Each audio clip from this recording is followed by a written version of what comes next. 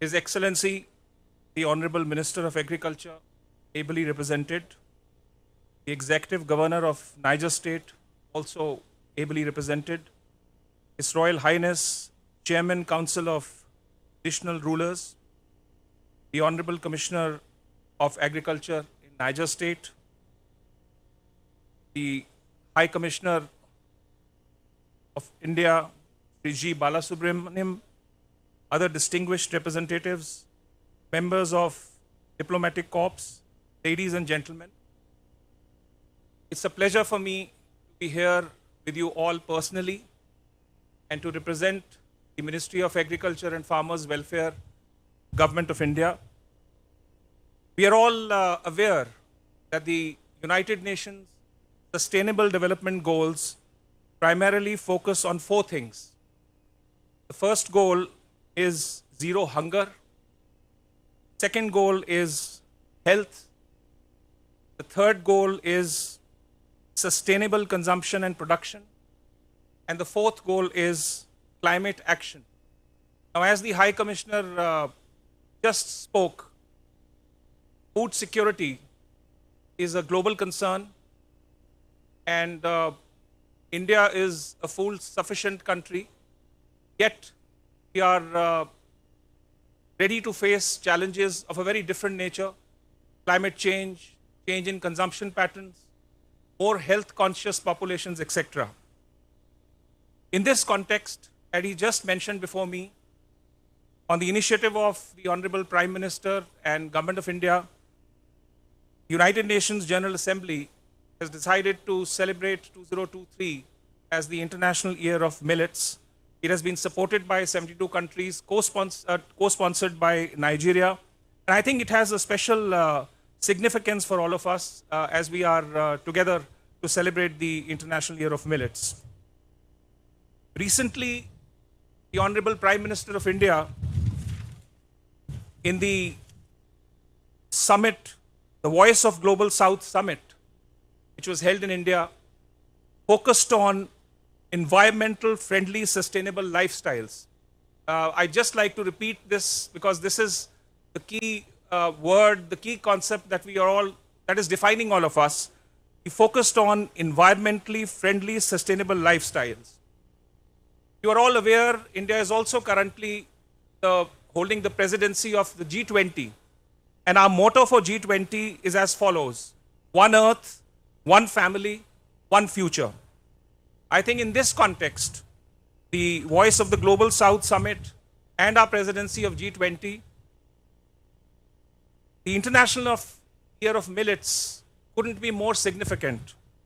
Millets, as the High Commissioner also mentioned, are climatically resilient, they are nutritious, and these days also called the superfood, because a lot of urban populations believe the health value of millets is extremely important in goods.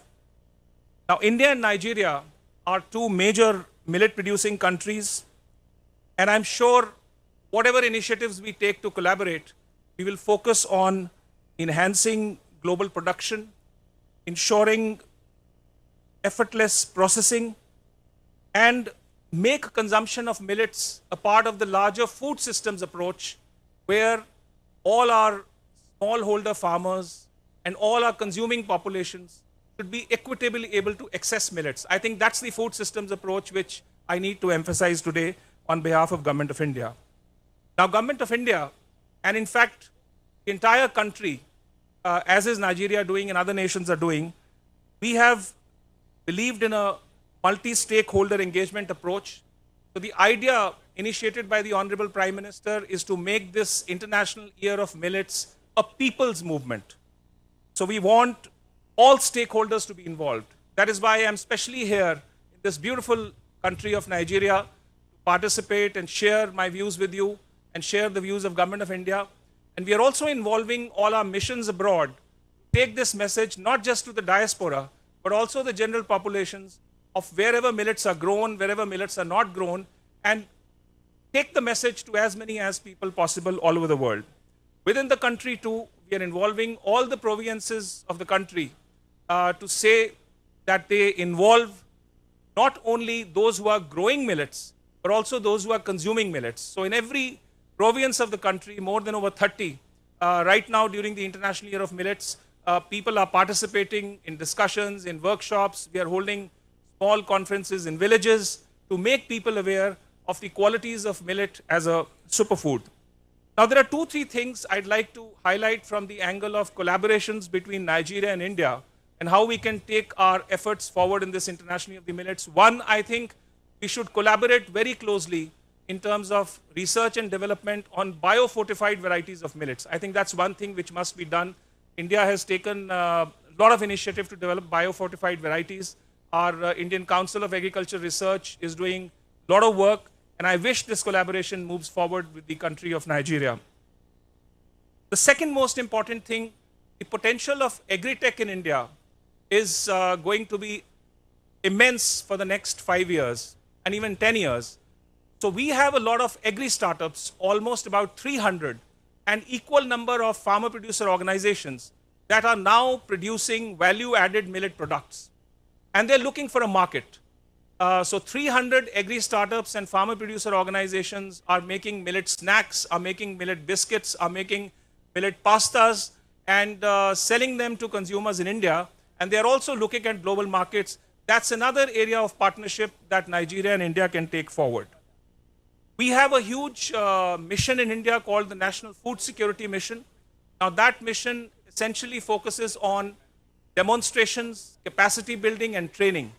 That's another area I think India and Nigeria should collaborate in, because the more knowledge is shared between the two countries across on agri-startups, on farmer-producer organizations that are adding value to millets after being produced, I think we can benefit not only businesses, but also those who consume them. So I seriously feel that as a part of the larger agenda of South-South cooperation, both Nigeria and India have to strengthen their collaboration during this International Year of Millets. And I think I would like to make mention of one of our premier institutions called the Indian Institute of Millet Research at Hyderabad, which is also running something called the Nutri Hub. I think that's one organization. I have requested the High Commissioner, their representative should be brought in here after our memorandum of understanding has been worked out. And we'd like to collaborate further with the kind of sorghum and millet research that's happening in Nigeria and the use by local populations, which can be taken back to our, because ultimately both the countries share one thing in common, and that is the empowerment of the small holding farmer. I think the empowerment of the small holding farmer, the small and marginal farmer, is the focus in both the countries. So I am extremely thankful to the High Commissioner and to all the excellencies, because of whom I have had a very good 2-day stay. I have seen a lot. I visited some research farm stations, and I wish to take back this message to India that the India-Nigeria collaboration in this International Year of the Millets will go step by step and take major steps forward. Thank you very much.